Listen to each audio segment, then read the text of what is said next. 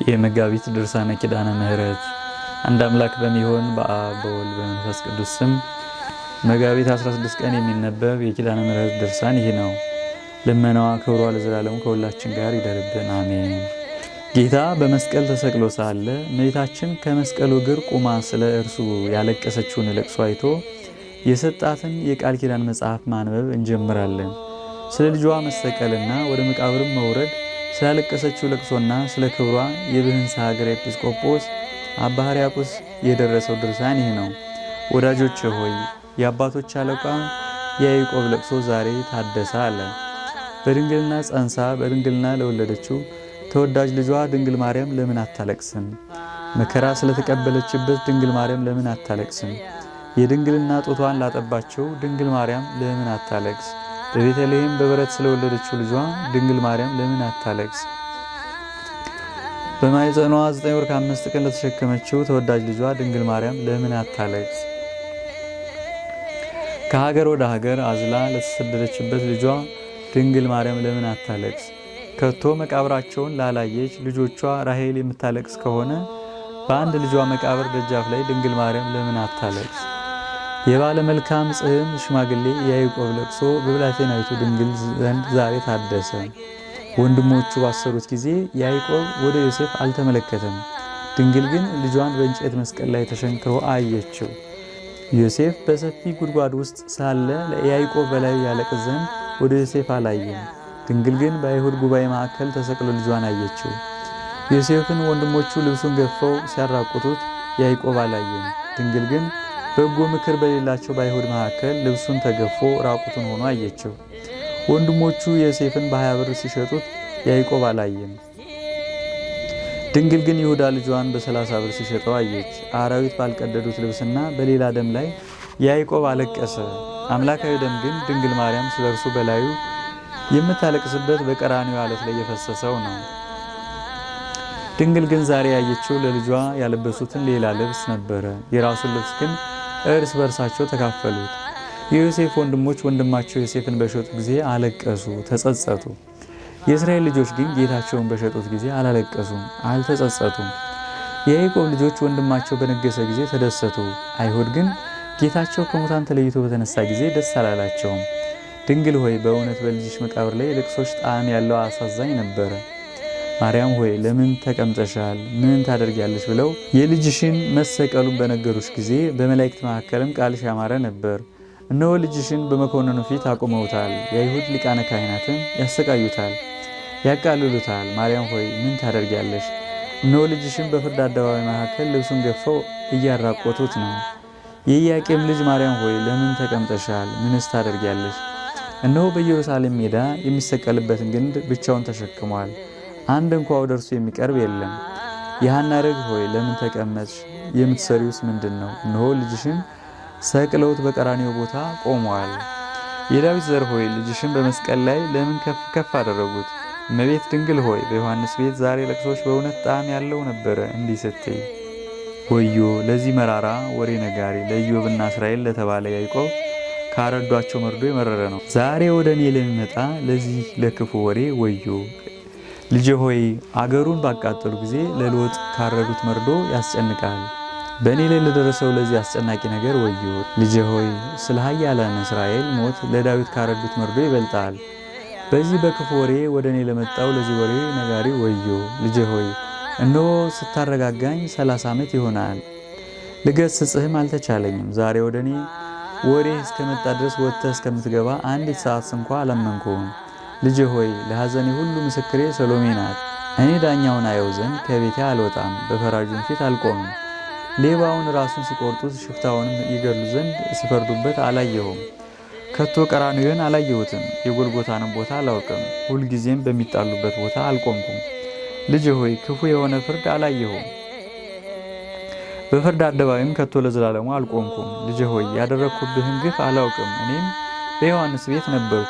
ወዳጄ ሆይ በሊቀ ካህናቱ በሐና ግቢ የተቀበልከው ግፍ ወሬው መራራ ነው። ልጄ ወዳጄ ሆይ ዛሬ ከእኔ ላይ ነፃነቴን አስወገድክ።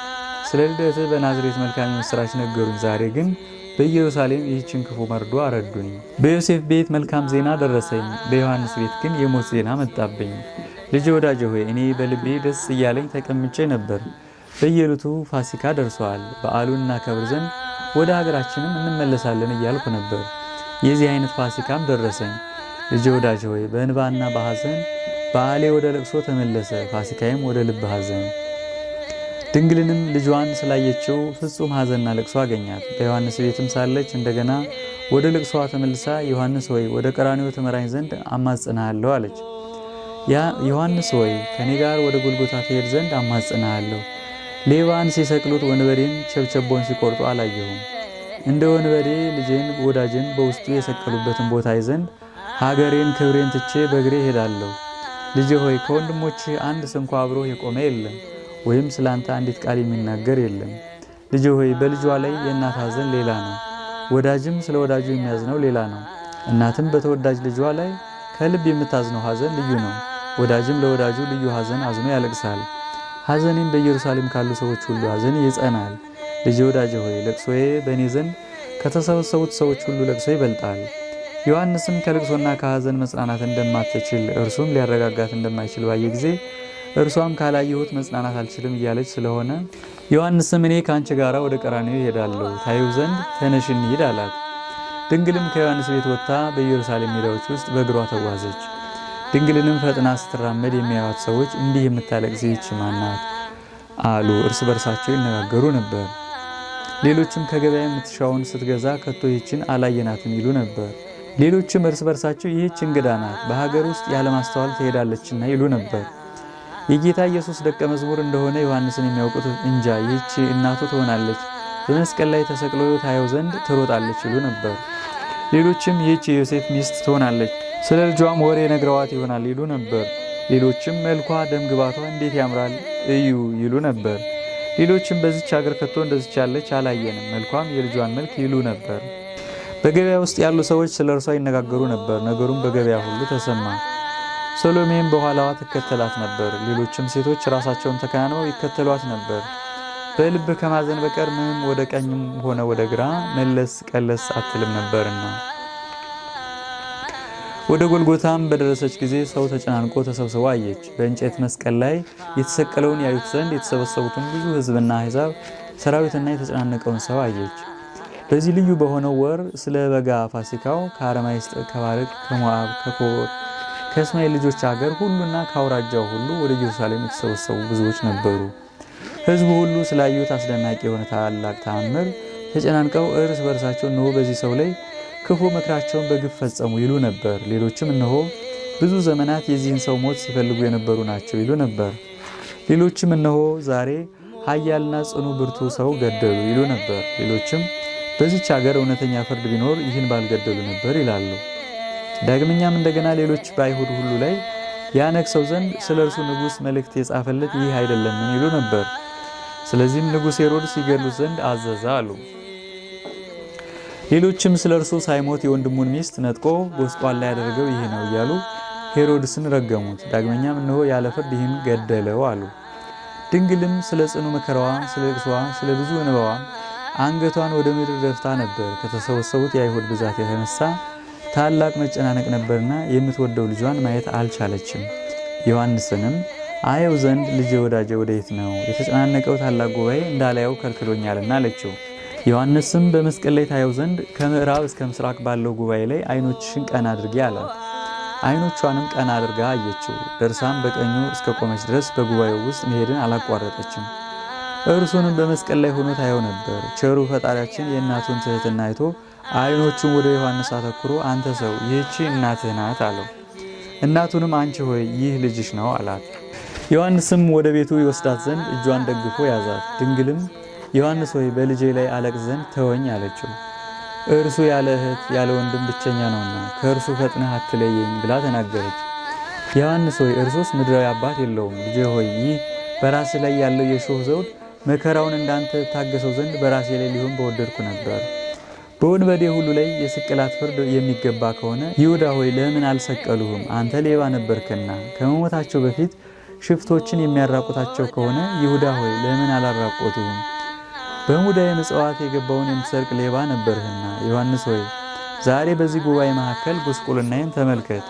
በመከራው መድከሜንና የልቤንም ሐዘን ተመልክተህ ፊቱን አይቼ እደሰት ዘንድ ተወኝ። ዮሐንስ ሆይ የድሃ አደግ ማደሪያ በሆነ በዚህ ተራራ ያለ ዛሬ አላየውምና በእርሱ ላይ ያለቅስ ዘንድ ተወኝ። በመከራው ጊዜ የኢዮብ መኝታው ነበርና መከራዬም ከመከራው ይበልጣልና ይህችን ቦታ የድሆች ሁሉ መጠጊያ ናትና ከእርሷም አጠገብ ዘንድ ተወኝ። እኔ እናት አባት ወይም ከሰው ወገን የለኝምና በልጇም መስቀል ቀኝ ቆማ ሳለች ድንግል ሐዘኑ ጸንቶባት ነበርና ከብቻዋ ለቅሶ በቀርም ልቧም በሐዘን እጅግ ስለተነካ ያንን ታላቅ ጉባኤ መለስ ብላ አታይም ነበር።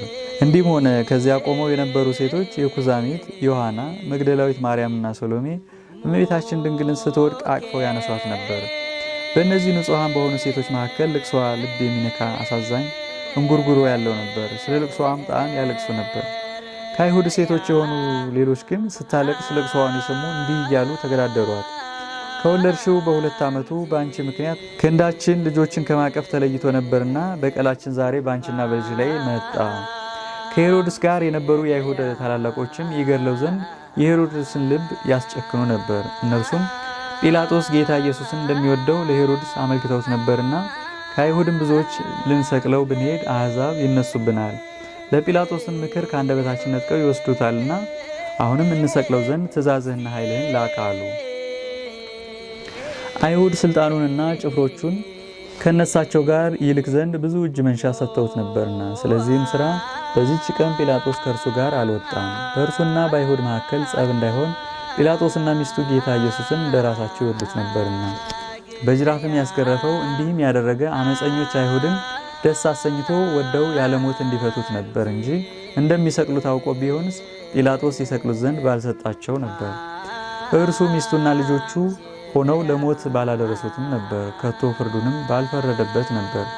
ዳግመኛም በሰንበት ማንም ማንንም እንዳይፈውስ ይህን ራሱን ጽኑ ያደረገ ሰው አንተ ብትቀጣልን እኛም ፈተን እንለቀዋለን ብለው በሐሰት ለጲላጦስ ነገሩት እንጂ። በዚህም ሽንገላቸው ምክንያት ቃላቸው እውነት መስሎት ጲላጦስ ገረፈው። ዳግመኛም ከዚህ ሁሉ ወደ ጥንተ ነገራችን እንመለስ።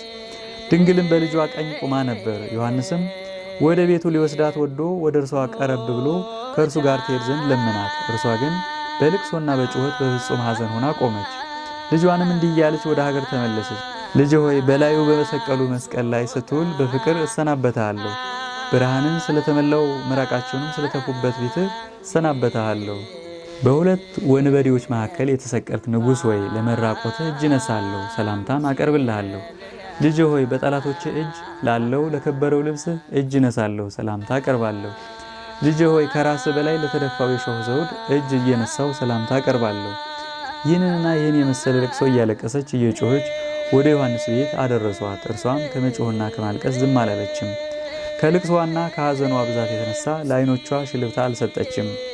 ልመናዋ በረከቷ ከኛ ጋር ለዘላለሙ ይደርብን፣ አሜን። የማክሰኞ ድርሳነ ኪዳነ ምሕረት። አንድ አምላክ በሚሆን በአብ በወልድ በመንፈስ ቅዱስ ስም በእግዚአብሔር አንድነት ማክሰኞ ቀን የሚነበብ የኪዳነ ምሕረት ድርሳን ይህ ነው። የሌዊና የስምዖን ሀብተ ቅባታቸው የአሮን ጽናጽልና የካህናት ልብሱ ይህች ናት። እነዚህም በወርቅ የተለበጡ ለማየት ያማሩ ናቸው። አክሊል፣ የወርቅ ግምጃ፣ ካባ፣ ላንቃ፣ የሐር ልብስ፣ የወርቅ ቀሚስ ከብርሃናዊ የካህን ልብስ ጋር አንድ የሚሆኑ ሐምራዊ ግምጃ የድንግልናዋ ምሳሌ ናቸው። የሳራ መኖሪያ ድንኳን፣ የሌዋውያን መጠለያ ድንኳን፣ ሲሳራን ያስገደለች የዲቦራ ምስጋና፣ በዳርቻው የምትቀመጥ የውሃ መንቀል፣ እዝራ በሴት አምሳል ያያት ማርያም ይህች ናት። የኢዮብ አምባ መጠጊያው፣ የኢያሱ የምስክርነቱ ሐውልት፣ የሳሙኤል የቅባ መንግሥት ሙዳይ፣ በደብተራ ሙሴ አበባ ያፈራች በኩረ ሎሚ፣ ስልጣነ ክህነት፣ ሰማያዊ መሥዋዕትን ያስገኘች ምድራዊት እንቦሳ፣ በግፍ የሞተ የናቡቴ ተክል ማርያም ይህች ናት። ኤርምያስ ያመሰገናት፣ ሕዝቅኤል በተዘጋች በር አምሳል ያያት፣ ሐጌ በተዘጋጀች ቤት አምሳል ያያት፣ ዘካርያስ በመቅረዝ ፋና አምሳል ያያት፣ የጦቢት የዓይኖቹ ብርሃን፣ ሰለስቱ ደቂቅን ከእሳት የጠበቀች ማርያም ይህች ናት። የታተመች መጽሐፍ፣ ኢሳይያስ በተጠማች ምድር የመሰላት የአበበች በትር፣ ሚልኪያስ በአዳራሽ፣ ዳንኤል በቤተ መቅደስ የመሰላት የሕዝቅያስ የዕድሜው ጭማሪ፣ አምዶቿ የደጋ ዛፍ የሆኑ የንጉሥ ማደሪያ ቤተ መቅደስ ምሰሶ ማርያም ይህች ናት። አምዶቿ የብር ዙፋኑ የሐር መጸጊያው የወርቅ ውስጡ በእብነ በረድ የተነጠፈች መቅደስ ይህች ናት። ነቢዩ ሰሎሞን ጥበብ ቤቷን ሰራች፣ በውስጧም 7 ምሰሶቿን አቆመች እንዳለ የምህረት ቃል ኪዳን የሚሰጥ የአብ ጥበብ ይህች ናት። ዕዝራ ጥበብ ከአብ ተገኘች ተብሎ እንደተናገረ ከነገስታቱ ዘር የተወለደች የተሸለመች ሙሽራ የዳዊት ልጅ የመለኮት ማደሪያ ቤት ማርያም እነኋት። 7 ምሰሶች የተባሉ አባቶቿም አንደኛ አብርሃም፣ ሁለተኛ ይስሐቅ፣ ሶስተኛ ያዕቆብ፣ አራተኛ ይሁዳ፣ አምስተኛ ሌዊ፣ ስድስተኛ ዳዊት፣ ሰባተኛ ሶሎሞን ናቸው። ፍሬን የተሸከመች ተክል የአካላዊ ቃል ማደሪያ የምትማልድ ታቦት እነኋት። የጸሎት ማሳረጊያ ማዕጠንት፣ የሽቱ ቦታ ገነት፣ የህብስተ መና መሶብ፣ ከኃጢአት የሚያነጻ ወይን ያለባት የህይወት ጽዋ ይህች ናት። የአዳጌ በቀል እናት የምትሆን ይህችን ድንግል በክብር በባለሟልነት ከፍጥረት ሁሉ የሚስተካከላት የለም። ምስጋናዋን ገናነቷን ጠንቅቀው ተናግሮ መፈጸም አንችልምና ዝም ብለን እናድንቅ። ልመናዋ ክብሯ ለዘላለሙ ከሁላችን ጋር ይደርብን፣ አሜን።